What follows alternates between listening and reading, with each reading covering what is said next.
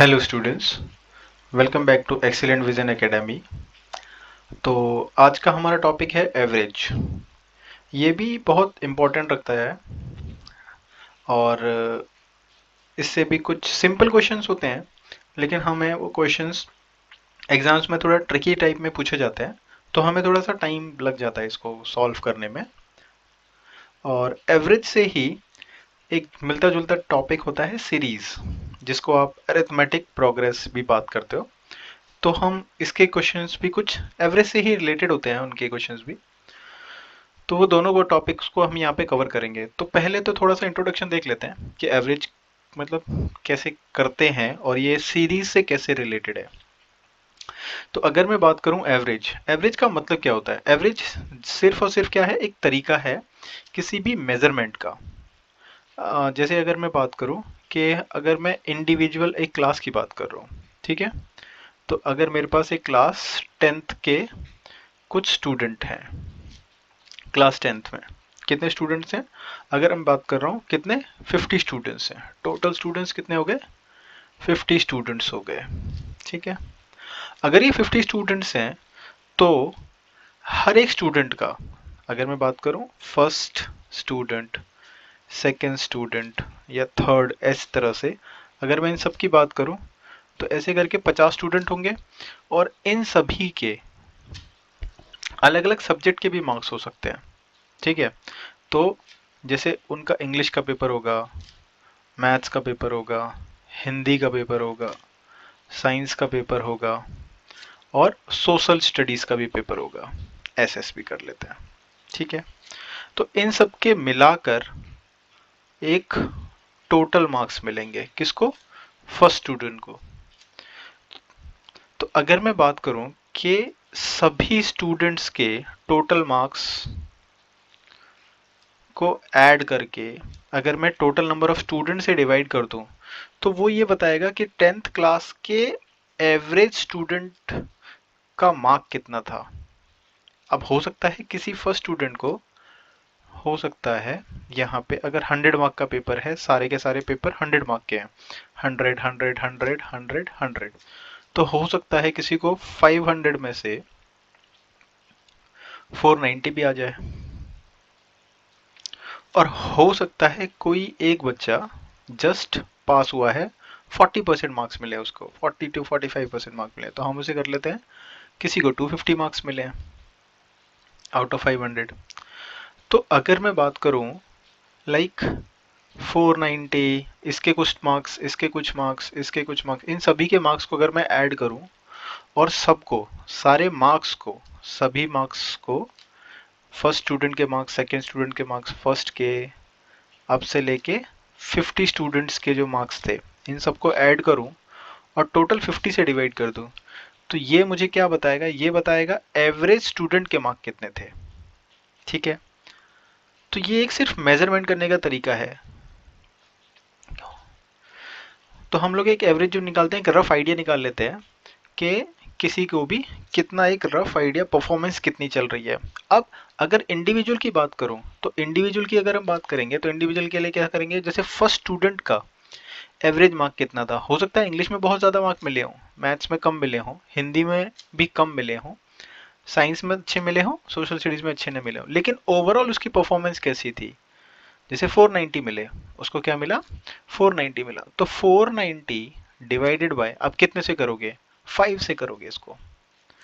Total कितने थे? 5 subjects थे ना इसके, तो टोटल 5 से करोगे तो 490 डिवाइड बाई 5 करोगे, तो ये बताएगा कि इसने हर सब्जेक्ट में कैसे परफॉर्म किया, एवरेज परफॉर्मेंस क्या थी उसकी इंडिविजुअल सब्जेक्ट में।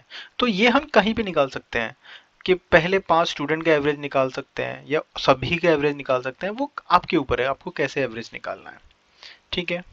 यहाँ तक समझ में आया कि एवरेज कैसे निकालना है। तो बेसिकली इसका जो फॉर्मूला है वो क्या कहता है एवरेज के लिए? एवरेज के लिए वो बोलता है कि जो भी मुझे क्या मिला, मार्क्स मिले या परफॉर्मेंस मिली, जो भी मेरा ऑब्जर्वेशन है, उस ऑब्जर्वेशन को मुझे क्या करना है बेसिकली एवरेज निकालने के लिए। तो एवरेज निकालने का मेरा फॉर्मूला क्या है? एवरेज निकालने के लिए मुझे क्या करना है कि सम ऑफ ऑब्जर्वेशंस, जो भी मेरी वो है, उन सभी का क्या करना है, सम निकालना है। सम ऑफ टर्म्स, मैं बोल दूं अगर, सभी टर्म्स का सम निकालना है और उसे डिवाइड करना है किससे, नंबर ऑफ टर्म्स के साथ, कि वहां पे कितनी टर्म्स थी, तो ये आपका एवरेज आ जाएगा। ठीक है। अब अगर हम बात करें सीरीज की, तो सीरीज क्या है, ये एवरेज से ही है ना, थोड़ा सा रिलेटेड है ये क्वेश्चंस, इससे रिलेटेड होते हैं, इसीलिए मैं इसको थोड़ा सा ऐड करके इसमें आगे बढ़ रहा हूँ। जैसे अभी मैंने बोला नंबर्स की सीरीज, एक नंबर मिल रहा है, तो हो सकता है एक सीरीज कैसे बनेगी, सीरीज बनेगी एक रेगुलर सीरीज से। लाइक अगर मैं बोलूँ 1 2 3 4 5, तो ये अगर आप देखोगे तो इसमें क्या हो रहा है, इसका जो नेक्स्ट नंबर है वो +1 करके आ रहा है, इसका जो नेक्स्ट नंबर आया वो +1 करने पे आ रहा है। 4 के लिए हमें क्या करना है, +1 करना पड़ रहा है। तो इसमें क्या है, एक पैटर्न फॉलो हो रहा है, इसमें क्या है, एक पैटर्न फॉलो हो रहा है। और वो पैटर्न जो है वो क्या है, रेगुलर है या इरेगुलर है, रेगुलर है। इरेगुलर कैसे होता, लाइक 1 2 फिर 5 फिर 6 9 13, ये क्या हो गया, ये कोई सीरीज नहीं है, ये एक इरेगुलर पैटर्न हो गया। This is irregular pattern.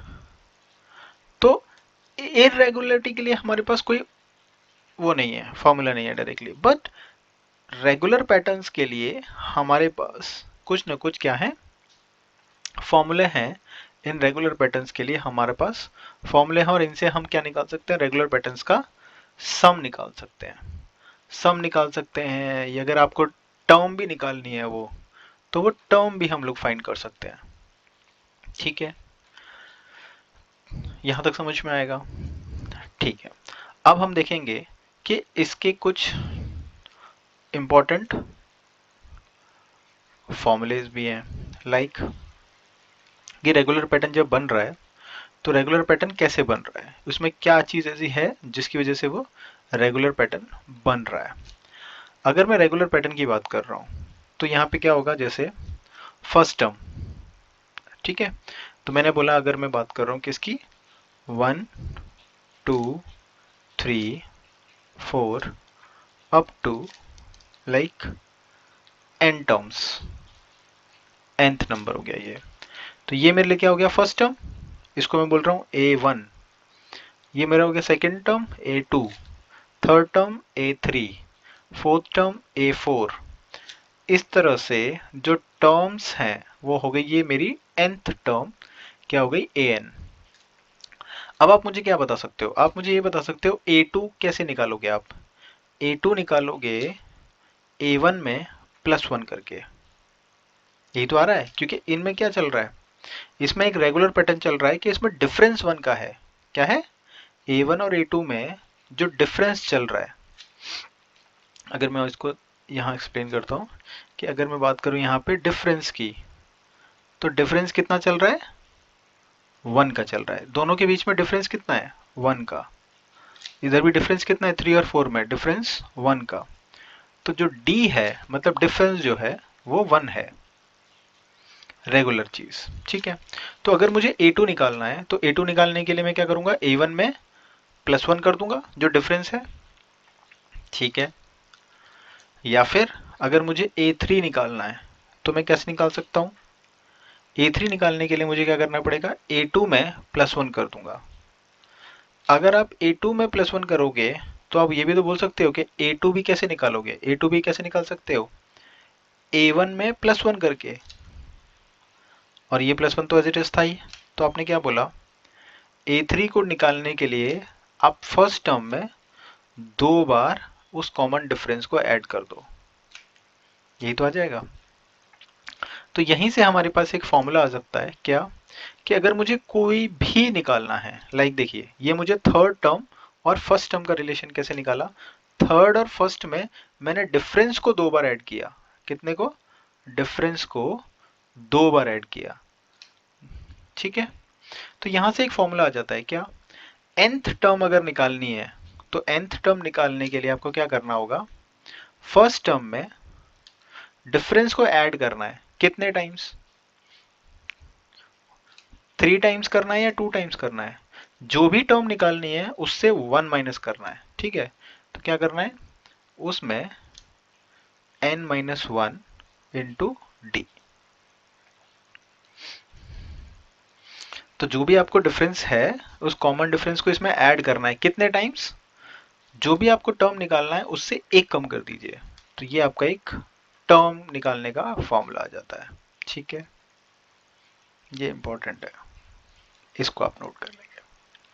Next, अब मुझे क्या करना है, अगर आपने ये कर लिया है तो मैं आपको इसका ही दूसरा एक चीज दिखाता हूँ कि अगर मुझे यहाँ पे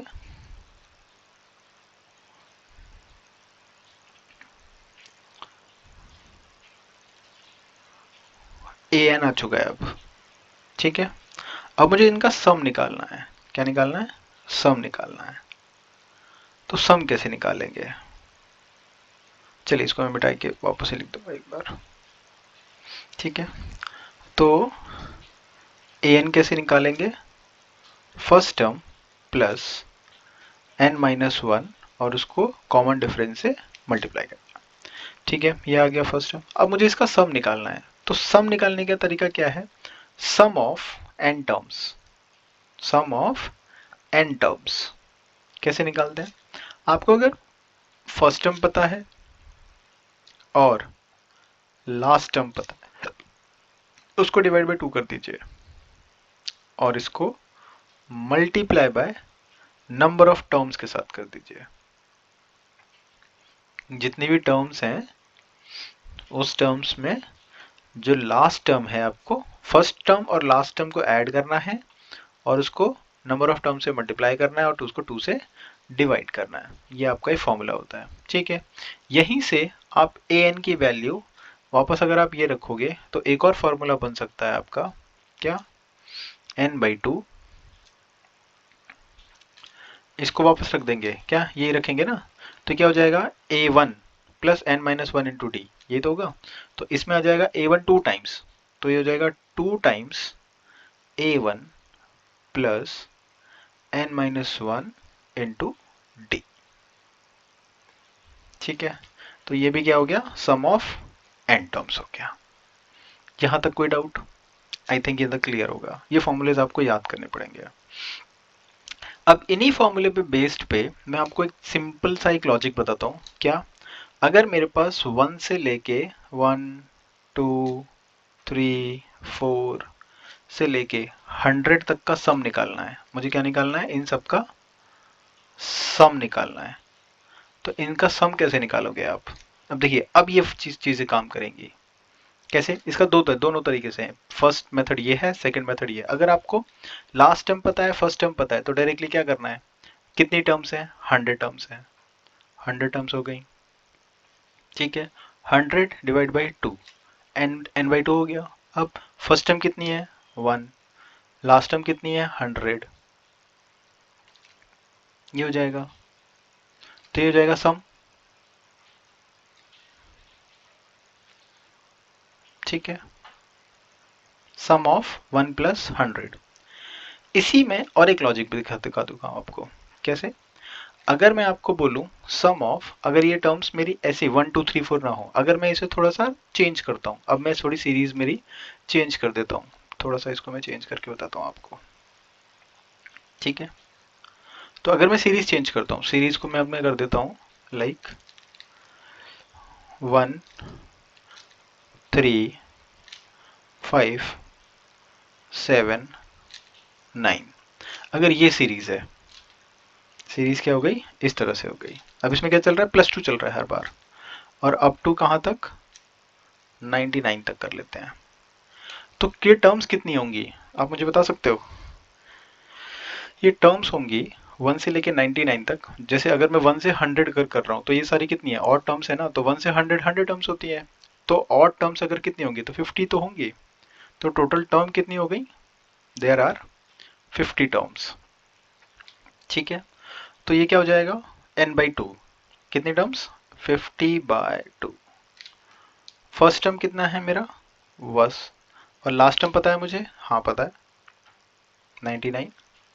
तो ये क्या हो जाएगा 50 इंटू 100/2, ये भी कितना हो जाएगा 50। तो बेसिकली क्या हो गया ये 50 स्क्वायर। तो देखिए मैंने आपको क्यों बताया ये मैंने इसलिए बताया कि यहीं से आपके दो फॉर्मूले और निकलेंगे। कौन कौन से दिखाता हूं। अगर ये सीरीज सिंपल सीरीज है, कैसी सीरीज है, सिंपल सीरीज है, लाइक इसमें सिर्फ कॉमन डिफरेंस क्या चल रहा है, 1 का चल रहा है। यहाँ पे कॉमन डिफरेंस कितने का चल रहा है, 1 का। डी कितना है, 1। तो डी अगर 1 है तो बेसिकली ये क्या होता है, n इंटू n प्लस 1/2। अगर डी क्या चल रहा है, 1 चल रहा है, ये हो जाता है फॉर्मूला। अगर यहाँ पे डी कितना है, यहाँ पे कॉमन डिफरेंस कितना चल रहा है, 2 चल रहा है। जब कॉमन डिफरेंस 2 है ना, तो डायरेक्टली इसको क्या कर दो, n स्क्वायर कर दो। ठीक है, तो ये दो फॉर्मूले मुझे एक्सप्लेन करने थे, जिसके लिए मैंने इतना सा सब एक्सप्लेनेशन किया। इसके अलावा भी हमारे पास कुछ हैं कि अगर वो सारे के सारे स्क्वायर हैं, सम ऑफ स्क्वायर है, उसके लिए अलग फॉर्मूले हैं, फिर क्यूब के लिए अलग फॉर्मूले हैं, तो वो हम बाद में देख लेंगे, वो आप देख लेना कि फॉर्मूलेज हैं हमारे पास। बट मुझे ये पहले एक्सप्लेन करना था। अगर वो स्क्वायर भी होगा तो आप निकाल लोगे, मुझे मालूम है। लास्ट टर्म निकाल लोगे तो लास्ट टर्म निकाल लोगे तो ये फॉर्मूले बन जाएगा। ठीक है यहाँ तक। चलिए अब इस पे मैं आपको कुछ इंपॉर्टेंट क्वेश्चंस हैं, वो आपको मैं इसके पार्ट 2 में एक्सप्लेन करूंगा।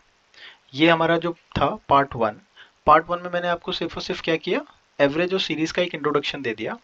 इंट्रोडक्शन के अलावा हमने यहाँ पे कुछ फॉर्मूलेज देखे। फॉर्मूलेज में मैंने आपको बताया कि मेरे पास जो बेसिक है, क्या है, बेसिक है मेरे पास एवरेज निकालने का फॉर्मूला। एवरेज कैसे निकालेंगे, सभी टर्म्स का आपको सम करना है और उसको नंबर ऑफ टर्म्स के साथ डिवाइड करना है। ये हम एवरेज निकाल रहे हैं, ये ध्यान रखिएगा। ये अभी एवरेज की बात कर रहा हूं मैं, ठीक है।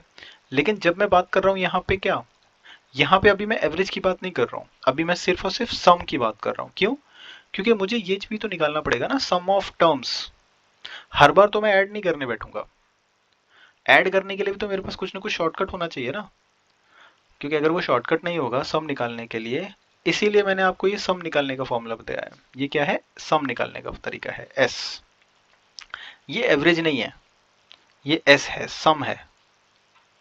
तो एवरेज हम अभी बाद में निकालेंगे। एवरेज तो निकालने के लिए हम क्या करेंगे, सम को नंबर ऑफ टर्म्स के साथ डिवाइड कर दो। क्या करना है, एवरेज के लिए आपको सम को नंबर ऑफ टर्म के साथ डिवाइड कर दो, लेकिन आपको सम निकालने के लिए तो ये चीजें जरूरी पड़ेंगी। ठीक है, ठीक है फ्रेंड्स। इसके नेक्स्ट पार्ट के लिए कुछ क्वेश्चंस हैं, वो थोड़े इंपॉर्टेंट हैं, उनको प्रैक्टिस कीजिएगा। मिलते हैं इसके टॉपिक एवरेज एंड सीरीज के पार्ट 2 में। तब तक के लिए थैंक यू।